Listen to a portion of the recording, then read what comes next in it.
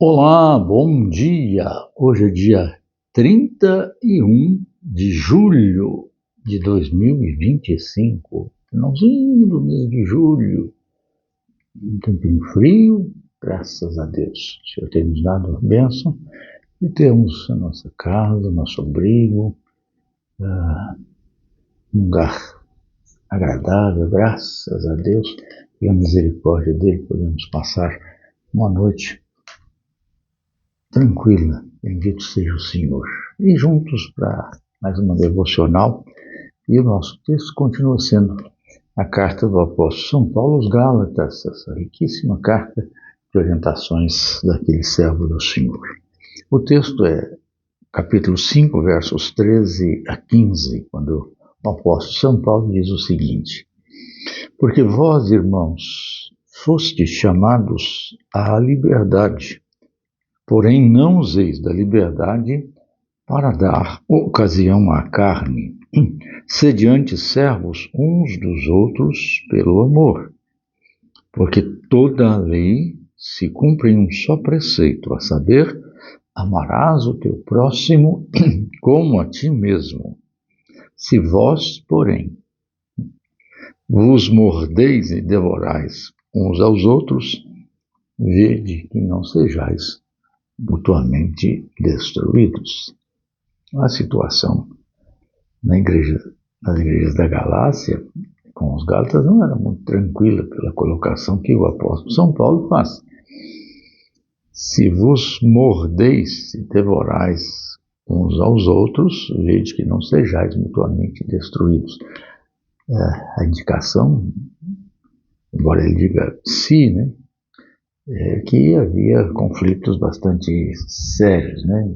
Não havia essas dificuldades, o que então vemos que não é algo dos nossos dias no seio da igreja. Divisões, posicionamentos diferentes, dissensões, até rusgas. Isso é antigo, mas ele nos recomenda aqui, né, que isso não deva estar presente na nossa vida. Isso não é algo que deva estar na vida da igreja, porque não é pelo fato de sermos livres em Cristo que podemos usar a liberdade para dar oportunidade à manifestação da nossa carne. E aqui nós vamos trabalhar essa questão da não libertinagem. Não é eu tenho liberdade para fazer o que eu quiser e pronto. Nós temos a liberdade em Cristo que nos torna servos de Cristo. E como servos de Cristo temos compromissos que a própria fé nos leva a realizar e a efetivar, que são, de fato, as boas obras, não apenas obras de caridade, mas boas obras como obras de comportamento ético, expressando a moral estabelecida por Deus na sua revelação, que é a palavra de Deus, a Bíblia Sagrada. Muito bem, Paulo então reafirma essa realidade da nossa liberdade em Cristo no verso 13. Vós fostes chamados à liberdade. Agora ele adverte para que nós não venhamos a dar oportunidade à manifestação da carne. Aqui no contexto da carta, a liberdade em Cristo nos impede de darmos ocasião à carne, quer dizer, buscarmos ser justificados por coisas meramente humanas e terrenas, conforme ritos, cerimônias, sujeições a normas, a regras e a leis meramente religiosas. É isso que ele diz, carne que tem este sentido.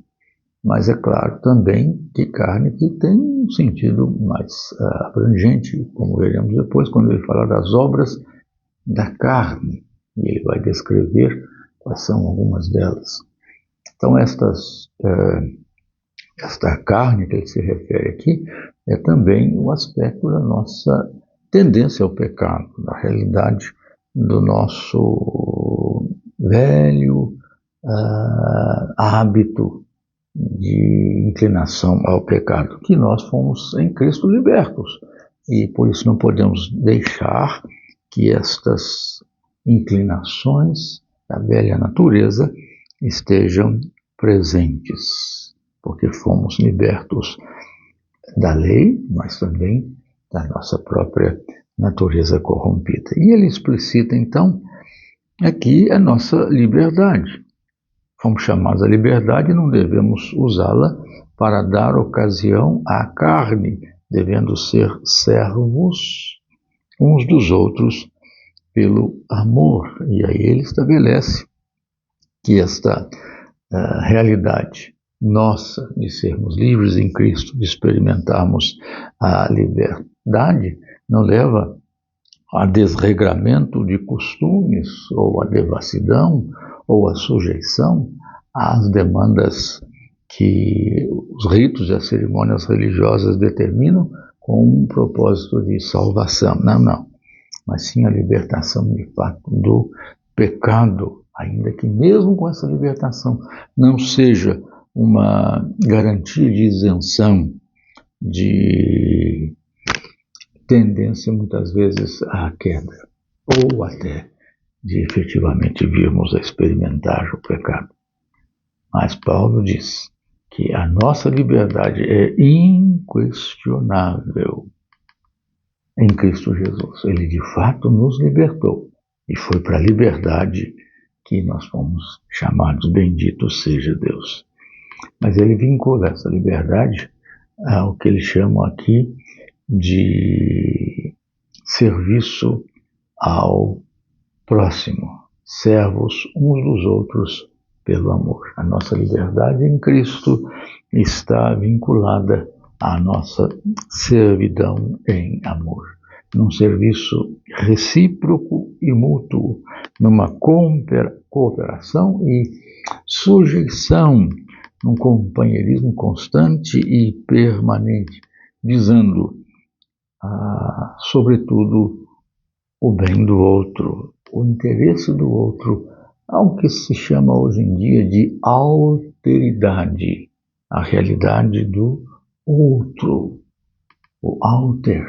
Eu tenho que pensar no próximo. Por isso ele vai dizer que o resumo de toda a lei é, de fato, o cumprimento do amor, porque toda a lei se cumpre em um só preceito: amarás o teu próximo como a ti mesmo. A nossa liberdade em Cristo nos leva à sujeição a esta lei, a lei do amor ao próximo, que resume todas as demandas da lei do Senhor. E Ele nos abençoe para a sua glória, para que vivamos desta maneira, não dando ocasião à carne pela liberdade em Cristo, mas exercitando-a no vínculo do amor. Amém? Amém.